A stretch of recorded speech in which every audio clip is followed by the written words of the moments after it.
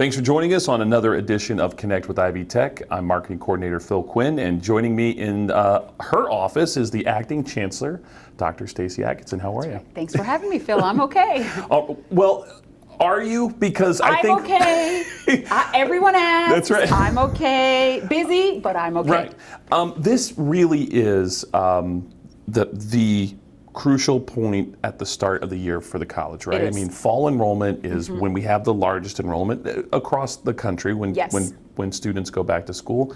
So I want to talk about sort of your background and some of the history, but let's also talk about what the role of the acting chancellor is in getting the college ready for fall. What have you been doing? So Fall Start, as you mentioned, is super important for colleges and universities nationwide. I would say that here at Ivy Tech, we have learned, and here in Richmond, we've learned that it's important for both sides of the house. So it's really important for academic affairs and really important for student affairs. Academic affairs, the faculty are working on their courses and they're trying to get things ready for when the students come. And then student affairs are about to enter their peak period where the students are hopefully barreling down the door. So give them a hug if you see them. They will be here all day tomorrow, which is a Saturday, and that will be just out of the kindness of their heart, and then they'll be here just ready for peak. So I would say that as an institution, we know Fall Start is coming, and we know Fall Start is important.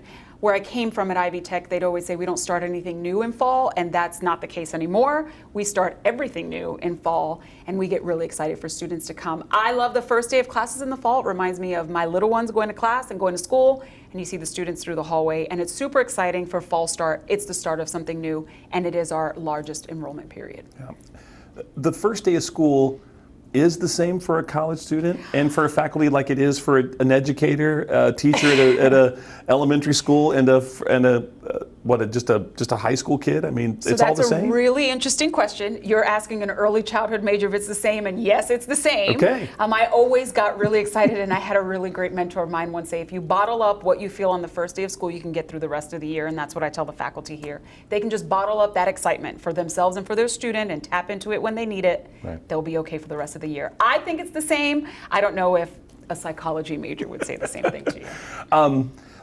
We've had you on the show before, and it's been talking about different events that we've had planned on campus, but we haven't really taken the time to get to know you.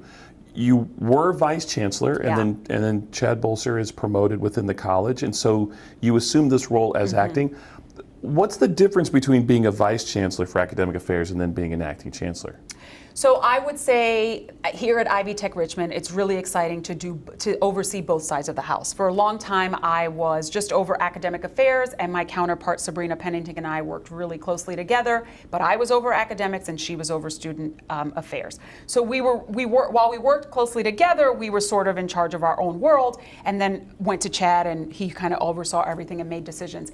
It's a really different day when you're approving budget and you're approving facilities requests and you're approving things that are coming across your desk that are more than just academic affairs. I know the academic affairs really well. As a former faculty member, that's sort of the world that I've lived in for many years, and everything that I know about Ivy Tech and about community college is in the academic affairs world.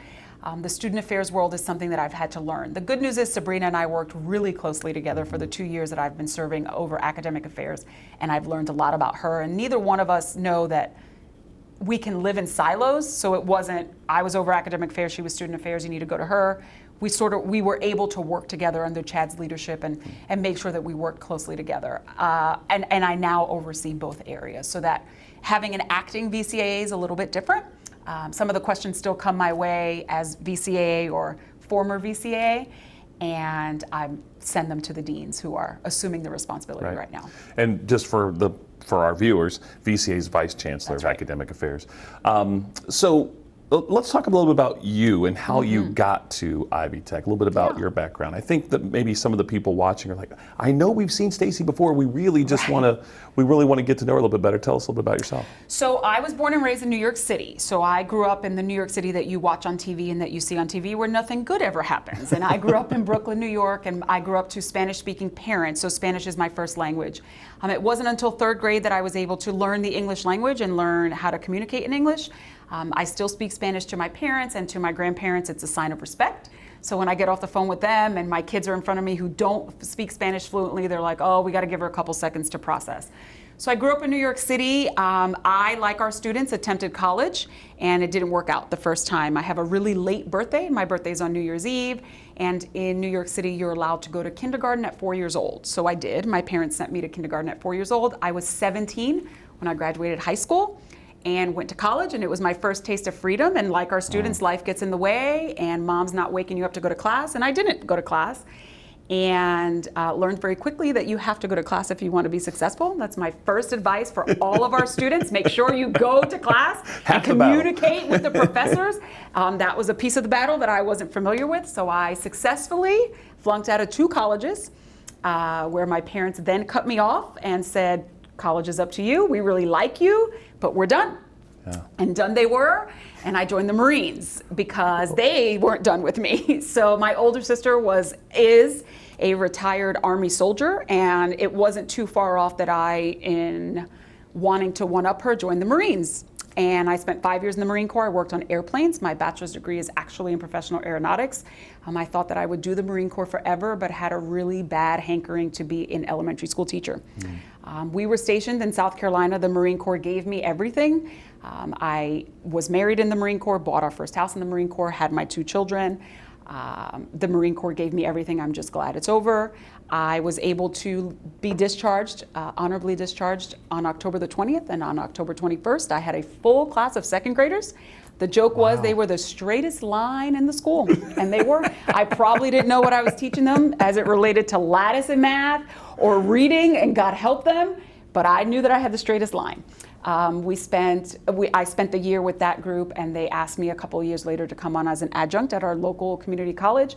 And I thought, yeah, sure, why not? I'll do it at night and weekends. Early childhood and elementary ed is my passion, and I was in that field of study and a faculty member in that field of study. And then our program chair left, and she retired. And the dean approached me and said, do you want to come do this full time? And I was like, oh, that's a really nice compliment, but no way. You know, I teach children, I don't teach adults. And I had students approach me that really changed the trajectory of my life. And I did apply for the job, and I left elementary school. I was a faculty member for a lot of years, and then we relocated to Indianapolis. We were both just discharged from the Marines, relocated to the Indianapolis area, and I immediately started working for Ivy Tech. My world at Ivy Tech started with online courses. I developed online courses for the institution for a couple years, and then when President Ellspermann came on board, she developed a process improvement, and she was going to embark quickly on the strategic plan, and it was something I was really passionate about and something I wanted my hands in. And then you hear about Ivy Tech Richmond being at systems office, and you hear something is different here. And to this moment, I can't explain what's different, but there is something different about this campus, one of 18 campuses. You walk in and you see the fountain. Maybe the fountain makes it different. The culture here is very different, and I never turned back, and this is home. Yeah. What's been really exciting has been, in just the 1 year that I've been here, when you talk about that, what is that one thing? I'm sure there are lots of faculty and staff at different campuses and different colleges across the state, across the nation, that really care about student success. But it seems like this group, for lack of a better cliche, they're willing to get their hands dirty. They're willing to roll up sleeves. I think if they each had a bus, they would go and pick up students. Oh, yeah. You know, there's that want to make sure that kids succeed, I think may be part of the difference. But what do you see? So I see the same thing. Some of my greatest mentors at Ivy Tech came from Richmond, and we make a joke at Ivy Tech that everything good comes from Ivy Tech Richmond. And of course, I believe that. Right now, there are a lot of them floating around. Sure. Most recently, Chad Bolser came from Richmond. His home is Richmond. I would say that you come here and it's a really different feeling. And for a lot of years, I had heard that and I thought, well, they're practically in Ohio. Are they really in Indiana Community College? And they are practically in Ohio, and I know that because I miss the exit constantly on 70 and end up in Ohio and realize that I've gone too far. I think that there's 135 employees, full-time employees at Ivy Tech Richmond, and 135 people that every single day really do try to make this the best experience for our students. And realizing sort of where they live and where they live professionally, and I can do this to move our students forward. What can you do next door? Right. I think we have a really close relationship, and everyone is going towards the mission of making it the best community college experience for our students. Yeah. So with my little radio job that I have, I got the opportunity to meet the new Earlham College president. Yes. And as I'm sitting and talking to President Ann Houtman, I started thinking about the women in leadership positions of the colleges in this area. Mm-hmm. You have her, Ann Houtman, as the president of Earlham College. Kathy Cruz-Uribe is the chancellor at IU East. We have you as acting chancellor at Ivy Tech. And then I kind of thought about Dr. Laura Blessing, who's the superintendent at Northeastern. Ray Wolpe, the high school principal, right. and probably a majority, if not all, of the elementary schools have principals that are women. Is that a big deal? What does that mean? So as a woman, I would say that it is a really big deal. I would say that to be able to look at those statistics here locally and be able to see women advancing and women going into higher education and women going into higher long-term leadership positions at higher education institutions, I do think it's a big deal.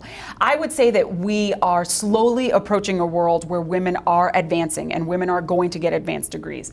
I had a cohort of 17 in my PhD program, and 6 of us were women, and we thought, my goodness, 11 other people are going to be men, and they're going to go and prosper somewhere else. And I don't want to be the kind of woman that gets ahead because a man doesn't get ahead. I just want to get ahead because I'm good and because I can get ahead. So I think it really speaks to higher education as a whole and women moving forward in higher education. Yeah, it has been, it's been so good that nobody's really pointed that out. Yeah, Isn't that nice? Yeah, I think that it's not a thing anymore, and it's not a thing we talk about. Right. And it would even take me a couple seconds to remember that. You know, as you mentioned them down the list, I thought, of course, Dr. Laura Blessing. She sits on our board, and you know, Ray over at the high school, and I thought, well, of course that's the case. But I hadn't thought about it, to be honest. Okay, so we're going to put you, we got to do the test. Now, this is your final exam as acting chancellor. We put our students through final exams. That's right. We have so to we have to do this too. All right, so in just the 30-second elevator speech about why a student should not waste time or take any further time and enroll at Ivy Tech. Yeah. Give me that pitch. I'm a prospective student. You tell me why I should make the move to come to Ivy Tech. I can speak for Ivy Tech Richmond, and I can say that if you come here, I promise you that you will have a great experience. And if things are happening and life is happening to you, life happens to all of us. And we have the tools and we have the infrastructure to get you through life. Ivy Tech is for the people who are like dreamers and who think, man, I never thought that I would do welding or automotive or agriculture or medical assisting or go to nursing. We have all of those things, and we'll help get you through it. And I know them by name, and I know exactly who to go to. And I think that the leadership here on this campus would never say, hey, by the way, that's not out of my world. Go down the hall and go talk to the faculty member, or go down the hall and talk to advising. Everyone here is equipped and will get you through it. Yeah. Dr. Stacy Atkinson, all the best. She's acting chancellor for the Ivy Tech Richmond campus. And we mentioned the Richmond campus, but we also have the Connorsville site and Rushville site, and she's present in all those locations too when the need arises. All the best for this fall. Thank We you. certainly are looking forward to enrollment, and for any students that have said, you know what, now's the time, she made sense to me, ivytech.edu/Richmond is where you can go. Thanks for letting us hang out in your office. Yeah, Appreciate anytime. it. All right, thanks. Thanks.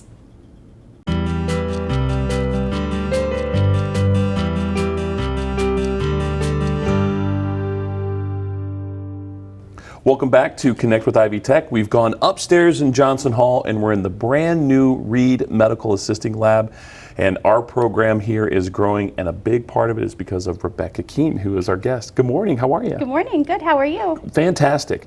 We're going to do a tour and kind of look at all the cool things that are happening here. And my job is to make sure I don't roll too much in these chairs, so we have to be very particular. There's probably a lot of us, and my year on campus was trying to really figure out, okay, there aren't just nurses that wear scrubs. There are lots of different parts about healthcare and lots of different positions within healthcare, but medical assisting seems to be one of those that's right there where a lot of people want to use it. So what is a medical assistant? Sure. So a medical assistant is a health professional who works in an ambulatory care setting. So that means that you're going to find medical assistants in your physician's offices. Right.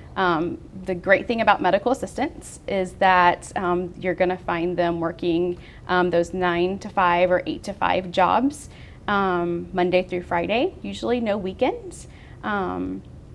They're going to be, in the urgent care setting. So if you need the weekends, sometimes our students will opt for those longer hours. I usually tell my students when they come in and want to know the difference between medical assistants and nurses, they're trained basically to do the same thing. I mean, and maybe a little bit more. So you get the administrative side in the office and the clinical side as well. So you get everything from learning how to check a patient in to the front of the office, to the back side of the office, which is billing and coding, and medical office management. But most of the students that we train are going to go for that clinical part of the office. And that is, so we spend a lot of times training the student in blood draws. We do Foley caths with students, vital signs, EKGs. Oh, wow. The list goes on, wound care, a lot of time, but really they get everything. We spend a lot of time in the admin stuff too. Yeah. Is it a 2-year program? So, great question. We have expanded the program quite a bit. There are several different options that we have for medical assistants. We are actually getting ready to start high school students. Oh, wow. This semester. We have 2 high schools coming in, starting juniors, and they'll finish with their technical certificates as seniors. So that's one option for students. You can get an associate's degree. That's 2 years. Well, actually 4 semesters. So it doesn't even have to take 2 years to finish up 4 semesters. You can go for 4 semesters in a year if you want to. The great thing about our program is that we are all 8-week courses. We have the program set up nicely so it's not overwhelming in your 8-week courses. Getting your technical certificate first, that's how we have it set up. You can get that technical certificate, which is all your medical assisting courses, in 2 semesters. Whoa. So our students that are coming in this fall will graduate in the spring with their technical certificate and medical assisting. Whoa. It's all their courses. I do want to talk about 8 weeks because I know that you're a real proponent of that, and we've talked about that on some other episodes for us. But sticking with medical assisting for just a moment here, it just seems like with all of the knowledge that a student picks up during their time here, boy, they are a prime candidate to find a job quickly. Is there a lot of demand for these positions right now? Yes, Okay. Most definitely. And before 8 weeks was a thing at Ivy Tech, we knew that we had to go to 8 weeks because of that, because the demand was so high in this area. I would have employers calling me weekly, Rebecca, we need medical assistants. And I was trying to do everything I could. So we had to speed up the process long before, like I said, 8 weeks was, the buzz around here. We was a year ahead of everyone else for 8-week courses, just because of the demand.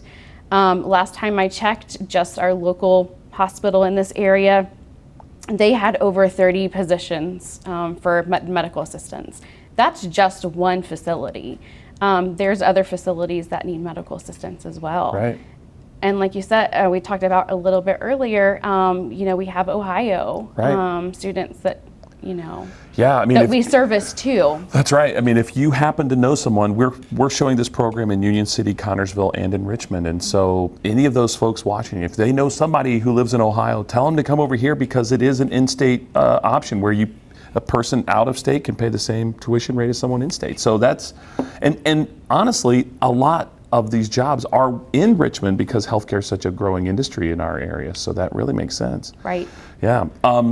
Okay, so let's talk about 8-week programs because I know that that's a big deal. The advantages of offering programs to students in 8 weeks is what? What are the reasons why we see Ivy Tech growing in this way and moving more programs to 8 weeks?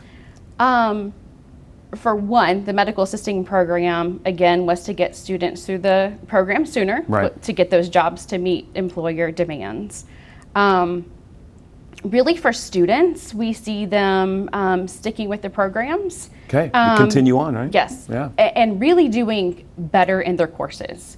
It's not taking them 2 years to finish a program. That really can take them, half the time. Right. There's breaks in the middle. If you look at 16 weeks, there's summer, and then and life gets in the way. Right. And Exactly. So that's one of those things. We just keep it going. We keep it going for them. And you can start anytime. You can start anytime. Yes. Yeah. Okay. So it's a great benefit. So the students, I think at first they're a little leery. But once they're in the program, they love it. They'll come and say, Rebecca, I really enjoyed this 8 weeks, because they can just keep going. They can see an end. And I have a lot of students that say, like they're starting in fall and now they're done in the spring. And I said, I can see that. That's obtainable to me, rather than starting in the fall and it being, 2021. That seems so far away to some students. So they really enjoy that. And we can just keep them in the classroom and work with them one-on-one. It really is a great benefit. Yeah. Not one episode have I ever asked this question. You're the first time I'm going to ask this too. So I don't mean to put you on the spot in this way. Does this program need more guys? Yes. Do we need more guys in medical assisting? Yes, we do. And you will hear employers say that. Yes. Definitely men, we need more guys, like you said. Yeah, most definitely. We are basically all female right now, so we welcome diversity in the program, especially males. I've had, since I've been here 7 years almost, I've probably graduated maybe 4, so not a lot at all. Definitely a big, those students, those male students that have graduated, they get jobs. I can tell you, I can think of them right now and where they're working at. Yeah, and part of that I think is there's different skill set, but also some different demands. I mean, there's able to maybe lift other patients. I mean, it's not a gender thing necessarily, but certainly if there's guys that are interested in being in healthcare. Last thing before we take a tour of this facility, that thanks to Reed Health for helping us with this, it's amazing. What are the type of characteristics? What type of a personality or what skills does someone who is going to be successful in healthcare, what do they have? What are they good at? Are they good listeners? What do they need? What do you look for? Right. Usually these people, or the students that want to be in healthcare, are really people that want to help people. They're your caregivers. Patient, good listeners, communicators. I think, like I said, patience is a big thing, and you really want to learn and can take some feedback, because you got to learn how to be patient with yourself, and know how to take care of yourself first, because if you can take care of yourself, then you can take care of your patients. Right, sure. But I would say, do they have to be quick learners? I mean, is there a lot of technology changes that? So healthcare is always changing. So technology savvy is always going to be helpful to the students, but we can we're right in there working with you. That's good. Of course, you can't be really scared of blood and all the goo and gore, and because we do that in the we do that in the classroom. Sure. So we draw blood. You've been here and volunteered your arm. Get and arms out here. We do it all. Yep, we give shots to one another. So you can't be scared of that. Right. So right. It's good. Yes. Well, we're going to take a tour of the facility, but thanks for sitting down with us and spending some time. Rebecca Keene here on our Connect with Ivy Tech episode. So we'll take a quick tour. Sounds good. All right, good. Yes. So we're here in the medical assisting lab with Rebecca Keene, and she's going to show us a little bit around. Now, how new is this lab? So this lab is just about 2 years old. Okay. So it's brand new to us. All right, and it just kind of as you span around, it's supposed to give you the real experience of what some of these waiting rooms or rooms examination rooms? Yes, so we wanted the students to have a real life experience of what it would be like working in a physician's office. Okay. So when you come in, we have kind of like a mock setup. So a waiting area over here in the corner, and then a check-in. So where patients would wait, and then we would check them in. We have 2 exam rooms. Okay. And sometimes we'll switch. I'll follow you. We'll just go take a walk and see, because there's mannequins that make me a little weird, I'll be honest with you. Yes. So we have 2 exam rooms that our students will work in. Okay. And this is It one looks of just them. like it. It just looks like what you would see at the doctor's office. Yes. And we have computers in each room where they can chart and do EKGs in the exam rooms. Right. And this is one of our simulation arms that they first learn how to do blood draws on. Whoa, that's heavy. Yes, High it five, is. bro. There you go. Yeah. So they'll start on this before we practice on each other. Okay. Okay. And okay. So they practice on this They too. practice on this too. Yeah. So they just really just stick something in here. Yeah, they really do. And they'll get this simulation blood here, Whoa. and they get a blood return on that. I wish our viewers could feel that because it's like a real arm. Yeah. It's like it's weird. It's great. Well, you said great. Yes. Okay. What Our else? second exam room, looks the same as our first one. Set up, we have our EKG machine set up in here, vital sign machine. Yeah. So it kind of gives students, we have just 2 areas. All right. Nice little, we call this our little break room for students where they can keep books and bags in a little setting area. You can tell we're kind of getting set up for the fall with our boxes for unpacking some. We got to show you those too. We only have just a little bit more time. So, Yes. Baby weighing station. Yes, so we do weight and height. So usually, most of the time we'll check in from here when we're doing simulation, do our weight, height, and then bring patients back. Yeah. Okay. Yeah. Very good. And then these are the cool new chairs. Yes, so we're getting ready for high school students, and we just wanted to do a little something different for engagement. So we added some beanbag Good chairs. color. It's a good great color. Great Yes. Ivy Tech color. Yes. So there's 2 high schools that are going to be starting to do some of this. We talked about that in our interview. What are those 2 high schools? Northeastern and Lincoln high schools. Bonus points We're for those. excited. Yes, That's good. to have them join Again, us. we got to thank Reed Health, right, for helping Yes, us get the most building. definitely. It was kind of their help in helping fund that, and it's pretty good. Yes. Thank you. Thank Appreciate it. you. Appreciate it.